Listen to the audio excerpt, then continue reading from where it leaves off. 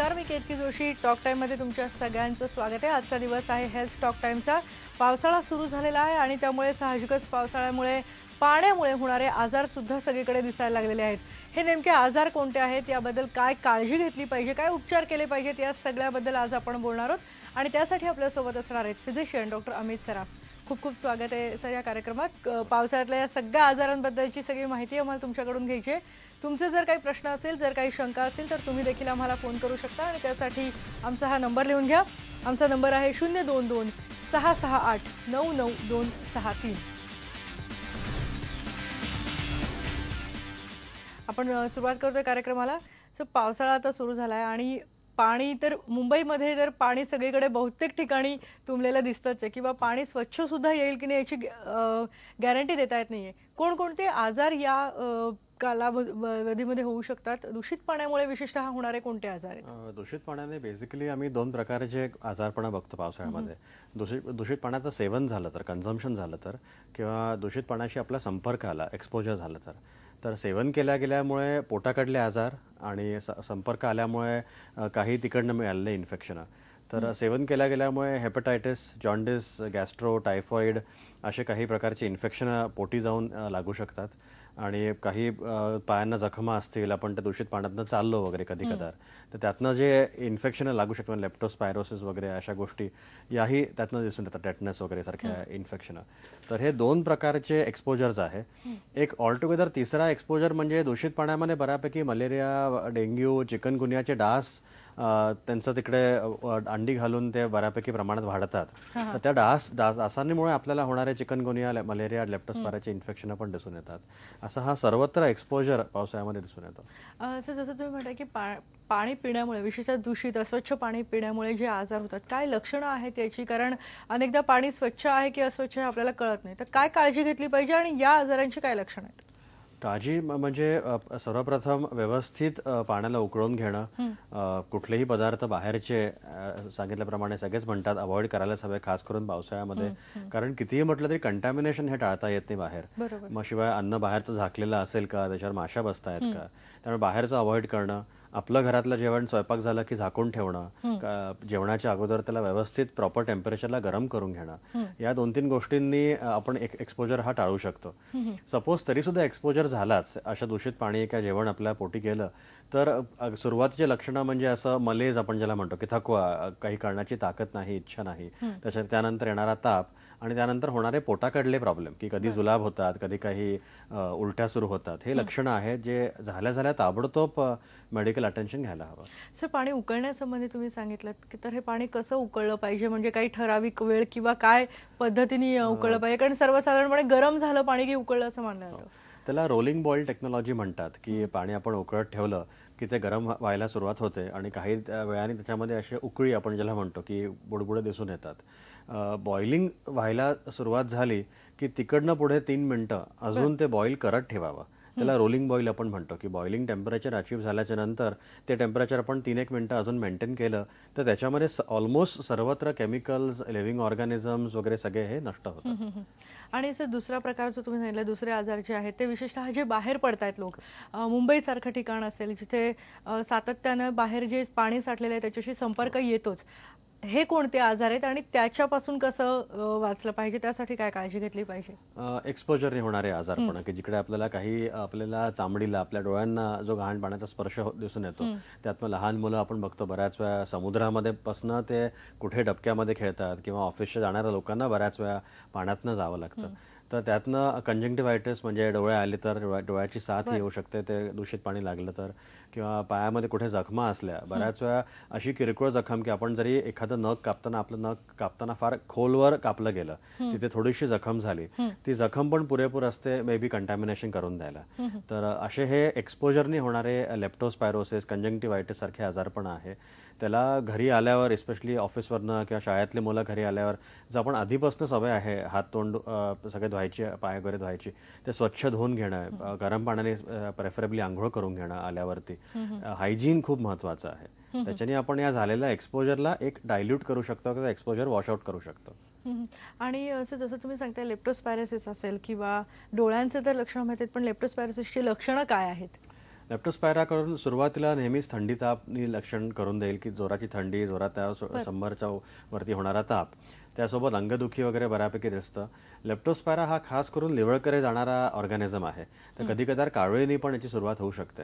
तर थंडी ताप, अंगदुखी आणि कावळे हे लक्षणं कधी कदार लेप्टोस्पायरोशी असू शकतात. आणि काय आपण ह्याच्यासाठी काळजी घेतली पाहिजे तुम्ही सांगितलेलं आहे. पण तिसरा जो महत्त्वाचा प्रकार आहे की डासांमुळे होणारा म्हणजे मलेरिया असेल, डेंग्यू असेल, तर यावर काय उपाय केलं पाहिजे? कारण फवारणी करणं हे आहे, पण दुसरं याबद्दल काय काळजी घेतली मलेरिया पाहिजे? डेंग्यू आता नाही म्हटलं तरी आपल्या देशात आता ऑलमोस्ट एंडेमिक आम्ही मानतो की असतातच.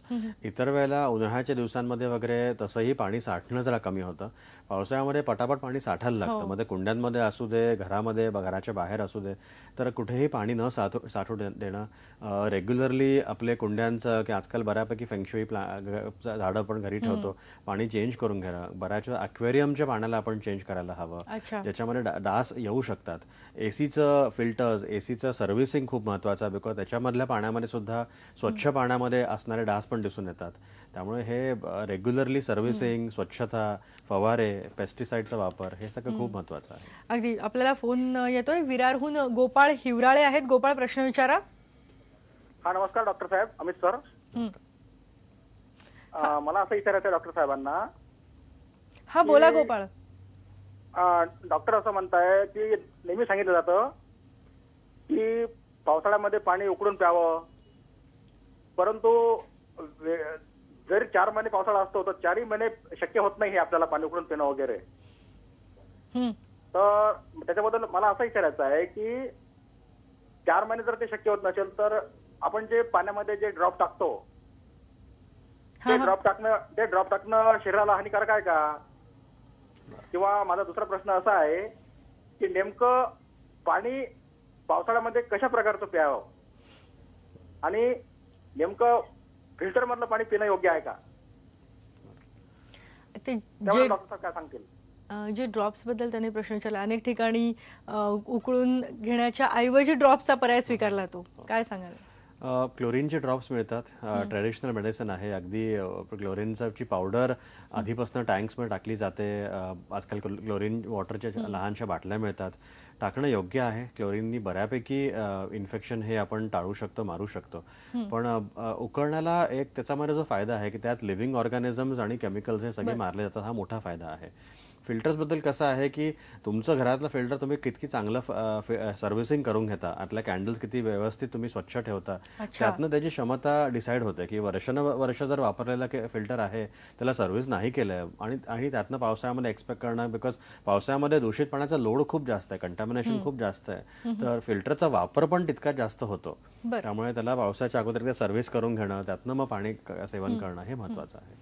अगदी. पुढचा फोन आहे इचलकरंजीहून स्वप्नील करतारे यांचा. स्वप्नील, प्रश्न विचारा. हॅलो. नमस्कार मॅडम. हा, बोला. हा मॅडम, पावसाळ्यामध्ये लहान मुलांची विशेष करून कशी काळजी घेतली जाईल? जसं मगाशी तुम्ही म्हटलात की पावसात खेळायला तर लहान मुलांना आवडतंच, तर तिथपासून ते त्यांच्या खाण्यापिण्यापर्यंत कशी काळजी घेतली पाहिजे? एकदा पाण्यातनं खेळून घरी आल्यावर स्वच्छ अंघोळ, ओले चिंब कपड्यातनं बाहेर काढणं, त्यांना कोरडं करून व्यवस्थित जरा थोडंसं आल्यावर काहीतरी गरम काहीतरी खायला प्यायला देणं, ज्याने कोर बॉडी टेम्परेचर आपण वाढवून घेतो. ॲलोपॅथी शास्त्रामध्ये असं म्हणतात की जितकं आपलं कोर बॉडी टेम्परेचर आपण थंड करू, इन्फेक्शन पटकन लागू शकतं. तर मुलांना खेळून आल्यावर एक कडक पाण्याने अंघोळ, चांगले स्वच्छ कोरडे कपडे, मग जे गरम काहीतरी खायला प्यायला. पावसाळ्यामध्ये जसं आपण इतर वेळेलाही बघतो की व्हिटॅमिन सीचा इंटेक चांगला ठेवला, लिंबाची सवय केली किंवा लिंबू सरबत आहे किंवा सिट्रस फ्रुट्स आहे, मोसंब किंवा असे काही फ्रुट्स, ज्याच्याने मुलांची इम्युनिटी चांगली वाढली राहते.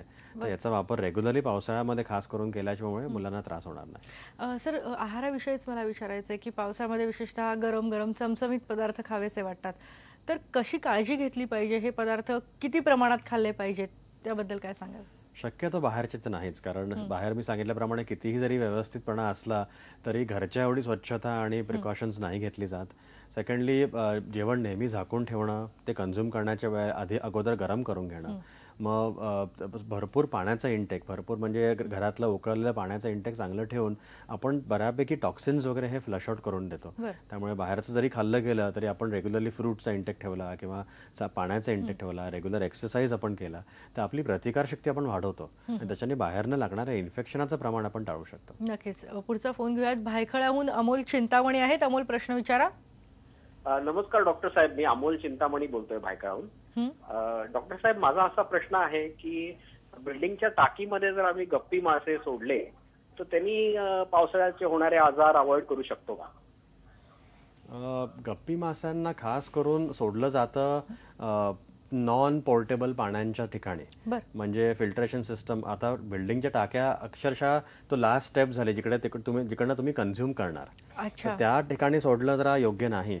पण त्याच्या स्टेप नंबर 1 किंवा 2 म्हणजे अलीकडल्या स्टेपला जिकडे पूर्ण अजून पाण्याचं प्रोसेसिंग नसतं झालं तिथे सोडणं, त्या ठिकाणी ते लार्वे, मस्किटोचे लार्वे जे असतात ते गप्पी माशांनी खाऊन टाकणं हे योग्य आहे. पण अगदी बिल्डिंगच्या टाक्यांमध्ये नाही, बिकॉज तिकडनं ती लास्ट स्टेप झाली. ते शेवटी नळात नाही येतं, नळातनं आपण फार फार तर बॉईल करू किंवा फिल्टर करू आणि पिऊन घेऊ, तर त्या लेवलला नको. म्हणजे पाणी जिथे आधी साठवलं जातं तिथे गप्पी मासे जर सोडले तर नक्की फायदेशीर ठरू शकतं. पाण्याचं जसं तुम्ही सांगताय की उकळून घेतलं पाहिजे, निर्जंतुकीकरण करून घेतलं पाहिजे, आणखीही काय काय काळजी घेतली पाहिजे ते आम्हाला जाणून घ्यायचंय. पण इथे आपण एक ब्रेक घेतोय आणि ब्रेक नंतर परत भेटूयात आणि या विषयावर पुन्हा बोलूयात. पहा फक्त IBN न्यूजमध्ये.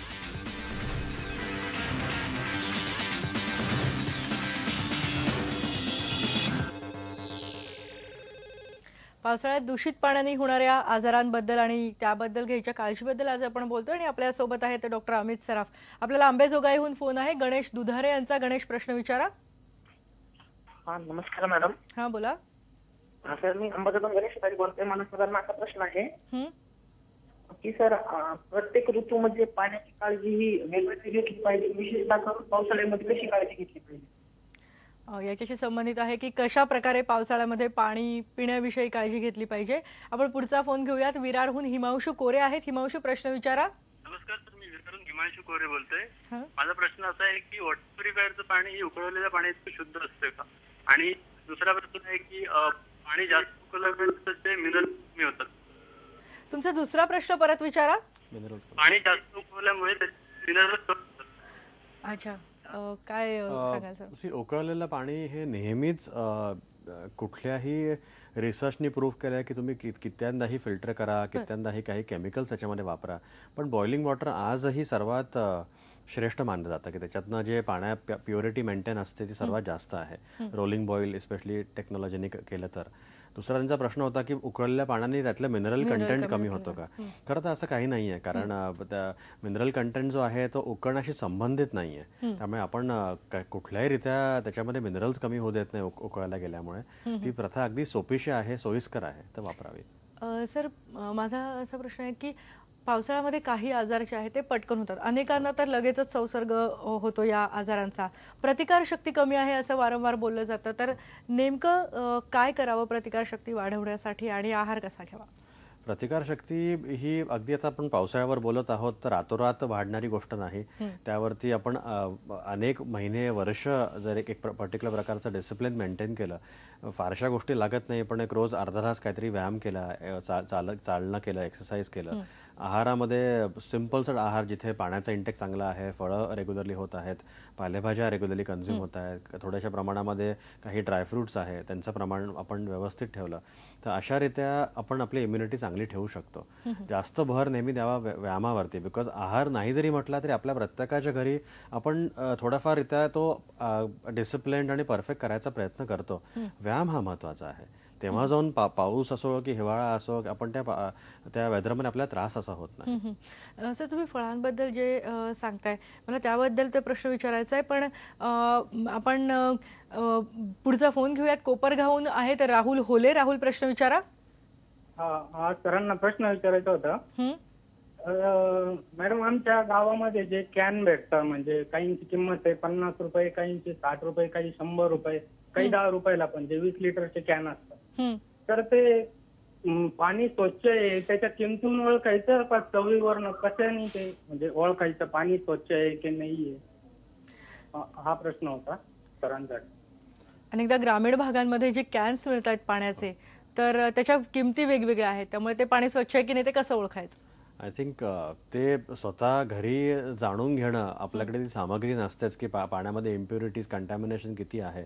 सोपासा सल्ला असा राहील की किमतीवर न बघता जे काय पाणी तुम्हाला मिळत आहे ते आपण बोलल्याप्रमाणे व्यवस्थित घरी उकळून घ्या, फिल्टर करून घ्या. क्लोरीन म्हणजे ते कॅन मधलं पाणीही परत म्हणजे शेवटी ते असं नाही की जास्त दराचं घेतलं तर ते स्वच्छ असावं असं गृहीत धरून चालणं चुकीचं आहे. कितीही दराचं पाणी असू दे, घरी आणून त्याला व्यवस्थित आपल्या घरगुती इलाजाने त्याला ट्रीट करावं आणि मग ते कन्झ्युम करावं. नक्कीच. पुढचा फोन आहे बीडहून मधुकर कुलकर्णी यांचा. मधुकर, प्रश्न विचारा. हा सर, हा मधुकर कुलकर्णी बोलतोय मी. हा हा सर, आमच्याकडे फिल्टर आहे. हा मधुकर, तुमच्या टीव्हीचा आवाज कमी करा आणि मग सलग प्रश्न विचारा. हो सर, मी एक मिनिट. हा फिल्टर आहे, पण ते त्यानं पाणी एवढं शुद्ध होत नाही ना. हा बरं का मॅडम? त्यांच्या फिल्टरचं पाणी शुद्ध येत नाही, तर मग काय केलं पाहिजे? फिल्टर मधून पाणी काढल्यानंतर पुन्हा उकळलं तर नेहमीच चांगलं. म्हणजे फिल्टर मधलं पाणी शेवटी मी सांगितल्याप्रमाणे बऱ्यापैकी फिल्टरवर डिपेंड करतं की सर्व्हिस कधी झालेलं आहे. बऱ्याचशा फिल्टरचा लोड खूप जास्त झाला की कंटॅमिनेशन इतकं जास्त आहे, तर आपण ज्याला म्हणतो डुअल फिल्टरेशन सिस्टम, की फिल्टरमधनं पण काढा, पातेल्यामध्ये जमा करा, पातेलं उकळून घ्या. दोनदा ते फिल्टरेशन झाल्यामुळे अजून स्वच्छता त्याच्यामध्ये आपण अचीव करू शकतो. नक्कीच. आम्हाला आणखी बोलायचंय, पण आपण इथे एक ब्रेक घेतोय. ब्रेक नंतर आपण पुन्हा याच विषयावर बोलणार आहोत.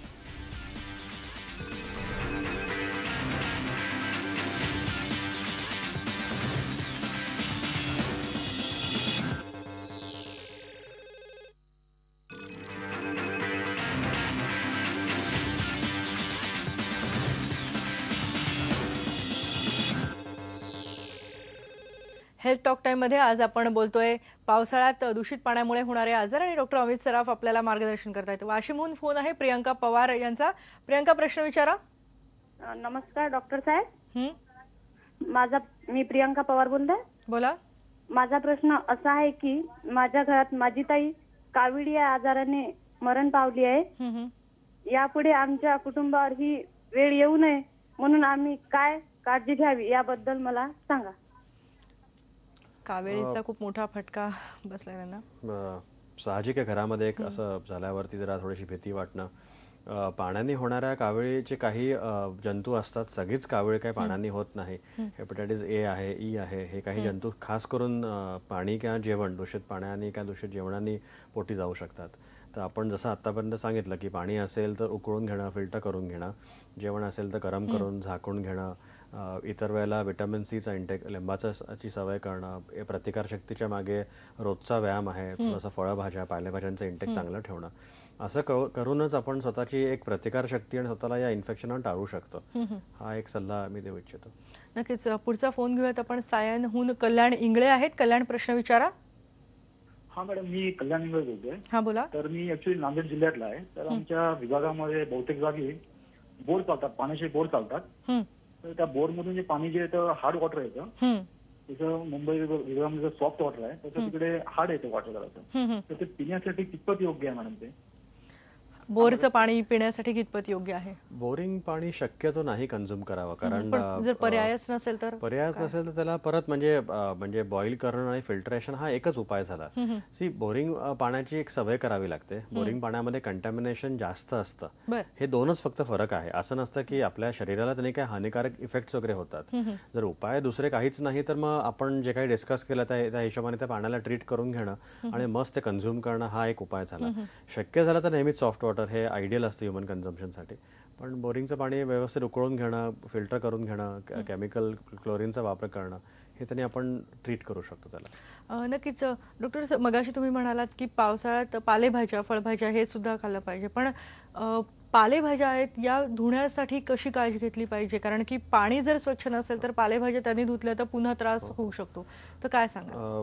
लकीली आपण जेव्हा स्वयंपाक करतो, स्वयंपाकाच्या अगोदर या सगळ्या भाज्यांना व्यवस्थित धुवून घेणं, उकळत्या पाण्यामध्ये धुणं, उकळत्या पाण्यामध्ये त्यांना थोडंसं बॉईल करून घेणं. शिवाय स्वयंपाक करण्याची जी आपली विधी आहे त्या विधीमध्ये सुद्धा बऱ्यापैकी हायर टेम्परेचरला आपण अन्न शिजवतो. त्यामुळे या रीत्या सुरुवातीचं धुणं नंतरचं शिजवणं याच्यामध्ये बऱ्यापैकी कंटॅमिनेशन हे नाहीसं होतं. त्यामुळे शक्यता फार कमी असते की पालेभाज्या घरी स्पेशली केल्या गेल्या त्यातनं आपल्याला काही इन्फेक्शन लागू शकतं. तरी पण उकळत्या पाण्यामध्ये वॉश करून घेणं आणि त्यांना अगदी अप्रोप्रिएट टेम्परेचरला शिजवून घेणं आणि शेवटचा मुद्दा आपण खाण्याच्या अगोदर परत एक त्याला गरम करून घेणं. हे तीनदा आपण जर त्याला व्यवस्थित एक 3 फिल्टर सिस्टम मधनं काढलं तर त्यातनं कंटॅमिनेशन खूप आपण टाळू शकतो. असं आपण कार्यक्रमाच्या शेवटाकडे येतोय. एक महत्त्वाचा प्रश्न आहे की हे सगळे काळजी घेऊनही जेव्हा असे काही आजार होतात तेव्हा उपचार काय, प्राथमिक उपचार काय केले पाहिजेत आणि त्यानंतर काय उपचार असले पाहिजेत? प्राथमिक उपचार म्हणजे जास्त वेळ न लावता बऱ्याचदा असं होतं पहिला ताप आला तर आपण थोडंसं एखादी गोळी घेऊन आराम करून बघूया, एखादा जुलाब झाला तर संध्याकाळपर्यंत उद्यापर्यंत वाट बघूया. वाट न बघता जर वेळेतच आपण वैद्यकीय सल्ला घेतला, तपास करून घेतला, इलाज सुरू केला तर 2 दिवसाचं काम 4 दिवसावर जात नाही, 2 गोळ्यांचं काम 4 गोळ्यांवर जात नाही. त्यामुळे वेळेत ताबडतोब वैद्यकीय सल्ला घेणं हाच एक मोठा सल्ला आहे. जर लेप्टोस्पायरोसिसचं मगाशी तुम्ही सांगितलं की पायातल्या जखमेमुळे किंवा काही ठिकाणी चांगल्या पाण्यात सुद्धा डास होतात, त्याच्यातनी सुद्धा आजार होऊ शकतात, अशा वेळेला उपचार काय असले पाहिजेत? उपचार हे दोन्ही आजारपण डायग्नोसिस केले जातात ब्लड टेस्टमधनं. त्यामुळे डॉक्टरांना दाखवून ब्लड टेस्ट करून घेणं. बऱ्याच वेळा हे ब्लड टेस्ट निगेटिव्हही येतात पण क्लिनिकल जजमेंट आम्ही ज्याला म्हणतो की ज्या रीत्या पाण्याचा एक्सपोजर आहे, ज्या रीत्या त्याचे सिम्पटम्स आहे आणि आम्हाला तपासताना जे साईन्स सापडतात त्याच्यावर पटापट गोळ्या सुरू करून घेणं हा त्याचा उपचार झाला. नक्कीच खूप महत्त्वाचं आणि खरं तर या खूप साध्या साध्या प्रत्येक जण त्यांच्या घरामध्ये करू शकतो अशा टिप्स आहेत त्या तुम्ही आम्हाला सांगितल्यात. याबद्दल खूप खूप धन्यवाद आज या कार्यक्रमात आल्याबद्दल. पावसाळ्यात दूषित पाणी सगळीकडे असू शकतं पण त्यावर मात करून आपले आरोग्याची काळजी कशी घ्यायची आणि या आजारांपासून दूर कसं राहायचं हे आज आपण हेल्थ टॉक टाइममध्ये बघितलं. उद्या पुन्हा भेटणार नवीन विषयांसह. पहा फक्त IBN न्यूज.